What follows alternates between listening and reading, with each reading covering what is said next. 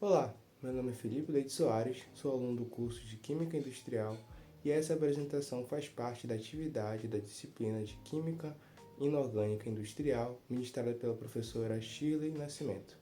O objetivo dessa atividade é apresentar e discutir os resultados do artigo Estudo e avaliação do uso de carboidrato em processo eletroquímico para a produção de cloro-soda, de Carvalho, Vilar e Cunha, da Universidade Federal de Campina Grande.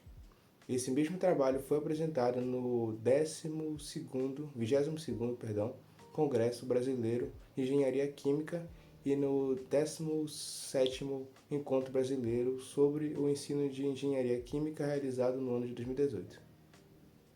Bom, o artigo parte do contexto da indústria. A produção eletrolítica do cloro e soda é eletrointensiva e sujeita a perdas energéticas e a formação de contaminantes, a exemplo do clorato, que afetam a qualidade do cloro e do licor da célula. As três tecnologias industriais mais utilizadas são a de mercúrio, a de diafragma e membrana. A diferença essencial é o método de separação entre anólito e católico. No processo de diafragma, ocorre o fenômeno conhecido como black migration, que favorece reações paralelas e formação de clorato, aumentando assim o consumo energético. Diante disso, alternativas de baixo custo que reduzem o clorato e a tensão da célula são relevantes. É nesse contexto que o presente trabalho avalia o uso de carboidrato, que seria a sacarose, como aditivo da samoura. Os autores conduziram um estudo em célula diafragma, pois nesse arranjo, problemas como o black migration e a formação eletroquímica de clorato são relevantes e comuns na prática industrial, o que torna o diafragma um alvo natural para testar aditivos que modifiquem esses fenômenos. O artigo também explica mecanismos propostos, como o carboidrato, podendo reduzir quimicamente o clorato na reação de redução de clorato pelo carboidrato. Também pode alterar a porosidade e a superfície do diafragma com a formação do ácido carboxílico, que reage com impureza de separador. E também pode melhorar a evolução de bolhas H2 do cátodo, que reduz o isolamento das bolhas, diminuindo a tensão de célula. Essas explicações são citadas no artigo e servem como base para interpretar os resultados obtidos. Na metodologia, os autores usaram uma célula de bancada com salmoura pré-aquecida a 70 graus centígrados, separador TIPA, anodo TSA e cátodo de ácido 1020. Para cada batelada, adicionaram sacarose em diferentes concentrações na alimentação, como 2, 4,8, 9,6, 14,4 e 19,2 gramas por litro. A corrente da célula foi mantida entre 6,1 e 6,6 amperes. Os parâmetros monitorados foram potencial da célula, atenção, massa de solda produzida, eficiência de corrente e eficiência de energia, calculados conforme as equações referenciadas por Viana em 2009. No desempenho com ou sem com o carboidrato, para identificar essa diferença. Nos resultados, o dado mais relevante foi com ensaios de 2 gramas por litro de carboidrato, onde apresentou o melhor desempenho com sua eficiência de corrente subindo para 62,74% e eficiência de energia para 50,92%. Esses valores apresentam quase o dobro da eficiência em relação ao ensaio sem carboidrato. Além disso, o potencial mínimo de célula observado foi de 2,76 volts. E a maior massa de hidróxido de sódio obtida no final de 8 horas foi de 48,73 gramas, no mesmo ensaio. Os dados indicam que existe uma concentração ótima baixa, observado em 2 gramas por litro, em que os benefícios apareceram mais claramente.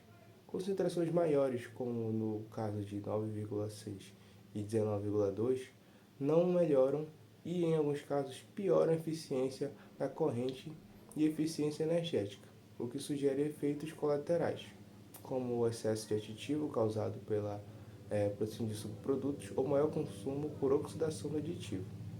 O artigo sugere dois mecanismos que aplicam a queda da tensão de célula e o ganho de eficiência, que seria a redução química de clorato para carboidrato e alteração físico-química do diafragma, e evolução de bolhas de H2, que reduz o isolamento do eletrodo, melhorando a interação eletrodo-eletrolito. Ambos contribuem para reduzir o consumo elétrico por tonelada produzida. Os números importam porque, na indústria de cloro-soda, a energia elétrica é um dos maiores custos. Uma redução da tensão e o aumento da eficiência da corrente ou energia podem representar economia significativa em escala. Além disso, a diminuição de cloratos melhora a qualidade do cloro e reduz corrosão e o custo de manutenção. O artigo inclui que o uso de sacarose, que é um insumo bem barato, mostrou-se viável em bancada, como estratégia promissora, porém alerta a formação de CO2, proveniente da oxidação do carboidrato, para a necessidade de avaliar subprodutos e viabilidade em escala piloto industrial. Em resumo, o estudo demonstra que a adição controlada de sacarose na salmoura de células diafragma pode reduzir a tensão na célula, aumentar significativamente a eficiência da corrente e também aumentar a produção de hidróxido de sódio. Esses resultados apontam o carboidrato como um insumo de baixo custo, com potencial para reduzir o consumo energético e formação de cloratos, mas os autores ressaltam a necessidade de estudos complementares para avaliar a formação de CO2, que é um subproduto que exige saber como seria o comportamento na escala industrial. Assim, o uso de carboidrato é promissor, mas a validação em escala real é o próximo passo, como recomendação do artigo. Gostaria de agradecer aos que assistiram, obrigado pela atenção, obrigado também à professora Shirley Nascimento. Caso quiserem também o uso dos slides, eu posso disponibilizar depois.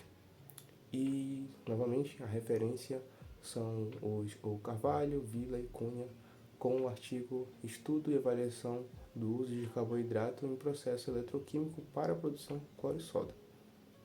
Muito obrigado.